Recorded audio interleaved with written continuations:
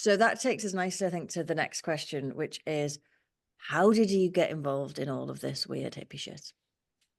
So I worked as a qualified counsellor. I qualified as a counsellor in 2016, and I worked as a counsellor for 4 years. Um, I worked at Mind, and I'd done a little bit of private practice. I had my own counselling business. And I did that part time because it was never something I wanted to do full time. And I also had my own massage business in a gym for 10 years. And alongside that, I was a ABA England boxing coach, which was totally different. Wow. So I coached boxing for 12 years, which I absolutely loved. Like I'd go back to boxing tomorrow, to be honest. I mean, I'm getting a bit old for it now, but so I did all of those things, and I was always, I'd say, happy-ish in work, but I was never fully fulfilled. I thought I was, but looking back, I wasn't. Um, and then in 2020, well, leading up to that, I had 20 bereavements back to back in the space of 2, 3 years. I was 20. just like 20 bereavements back to back. So I had a lot of trauma. I had a lot of historical trauma from being young, and I'd had miscarriages and narcissistic partner, just a lot of stuff going on. And then I had all of those bereavements, and I'd always kept busy as a form of coping. Like that's how I coped. I was like, I, I always done something, and then I learned everything about it. And I mean everything, like my brain didn't ever stop. I learned everything about it, and then I used to do it, master it, and then always want to do something else. I was never settled in whatever it is I was doing. And then in 2020, obviously COVID hit. My coping mechanism was the gym and work. I was a workaholic, I suppose. Um, so I caught glandular fever, and I had a tetanus injection, and COVID hit. I don't know which one was the catalyst or the straw that broke the camel's back. Um, and I got really sick because I couldn't go to the gym. I couldn't work. I had no way of doing my regular coping tactics. I was stuck in the house, which was absolutely mind-numbing for somebody like me who never stopped. Um, And I was always into this. It was always in the background. I always attended a sound bath. I always went for a massage. I would go and do soul retrieval and past Oh, life regression. And I'd go and do a little bit. There was nothing I hadn't tried. Like I was definitely someone that tried everything once. Do you know what I mean? And I did love a sound bath. I always did have an interest in it. And then COVID hit, and I was talking. I was really struggling with all the grief and the trauma. And I was talking to the girl, like I know the girl outside of sound who trains this, and I was speaking to her, and she's the most beautiful soul, and she had the best advice. And I wasn't ever talking to her about sound. I was talking to her about other things. Um, and I got off the phone, and I just thought, I was thinking like, what can I? This is what I was saying to her. Like all my jobs are so, I absorb energy so much, and I'm such an empath because of what I've been through, and I need to be very mindful of that because I never know what I'm carrying that's mine, and how much of it that people's stuff I'm taking on as well. And even though I done all the cleansing and the protection and all the white light stuff, and I never seem to be enough, I still would always end up picking up on something. And then it wasn't until lockdown I just thought, when I stopped, I thought, I don't want to do what I've been doing. It clearly wasn't working. And then I got really sick and ended up bedbound for 6 months. Um, wow.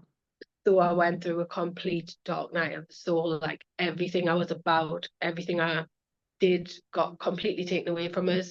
My mum had to move in and care for us. I mean, I couldn't get in the bath. I had tachycardia episodes. I was passing out. I had chronic pain, chronic fatigue. I couldn't lift my head off the pillow. I couldn't look at my phone. It was bad. Um, and then I got diagnosed with fibromyalgia, ME. I don't know. I still didn't actually get a diagnosis. It was just everyone guessing. I got Mm. diagnosed with postural orthostatic tachycardia, MCAS, this, that, EDS. They just threw 101 diagnoses of that as if I lived under them diagnoses, I would probably have, I don't know what I would have done, like if I'd believed everything everyone was telling us, but I just thought I just need to keep the belief that I don't know how, but I'm going to get well. And then I had another conversation and I thought, what can I do? And I was talking to Cherub who trained us, and I said, like, I need a way out of this, and I need a job or something, or a hobby or something where I don't have to, like, what will I do going back to work? I don't want to be that person anymore. It was almost like I shed my old self. I just knew that wasn't in alignment with who I was. That wasn't what I needed to be doing. This had happened. It was for a reason. Didn't know what it was, but I knew I couldn't go back to that life. And then I spoke to her and she was like, Danielle, sound. And I was like, what? She was like, well, you're a healer and you know that, and you like to help people. And I said, and then I was like, oh yeah, I'll not have to touch anybody. Like I won't be like transferring energies and blah blah blah. And then I just randomly bought a 32-inch symphonic gong, plonked it in the middle of my sitting room. Didn't know how to play it. Spent after the rest of my savings I had when I broke up from work in lockdown, went on this gong. And I just sat and like self-taught how to hit it a few times, and then I spoke to Cherub and ended up on the sound teacher training course, which was the best thing I ever done. Her and Tim, who run the course, is just the pair of them are absolutely amazing. Tim's an older guy with just an infinite wisdom on sound, and Cherub's so young, and they've dug the industry out on its knees basically, and they just complement each other perfectly. It's like Tim's older, wiser, a lovely dry sense of humour. Cherub's really young, vibrant, energetic, hilarious, and they just bounce off each other. And it's even the training was so fun with them too, because of who they are and how they complement each other. So I just decided that was what I was going to do, and I sat while I was bedbound doing all the modules because didn't have the energy to do anything else, but I had the brain fog started to lift, and I had a little bit more mental, like the mental side of it started easing off, like the brain fog and the fatigue, because at one point I couldn't look at screens, I couldn't listen to the sounds, the light was overwhelming. And I just started learning the modules from my phone over and over and over, and this went on for a year. And then that, I think that's where my healing started to happen. I know it sounds crazy to someone that knows nothing about it, but I think the gong was the most healing thing in the world for me. Learning to play it, having the intention that that's what I wanted to do. I seen a future in the gong, which was absolutely bizarre because I didn't know anything about this instrument when I bought it, and it just, I started to heal very slowly. And then about a year and a half in, I was up moving about. I'd bought a few singing bowls, a few rattles. I was doing it to my friends once I qualified. Um, I was doing it to my friends and stuff in the sitting room, and had a little massage bed in my sitting room, and I just done mini sound baths, and everyone was like, Danielle, this is what you need to do. And I was like, I know.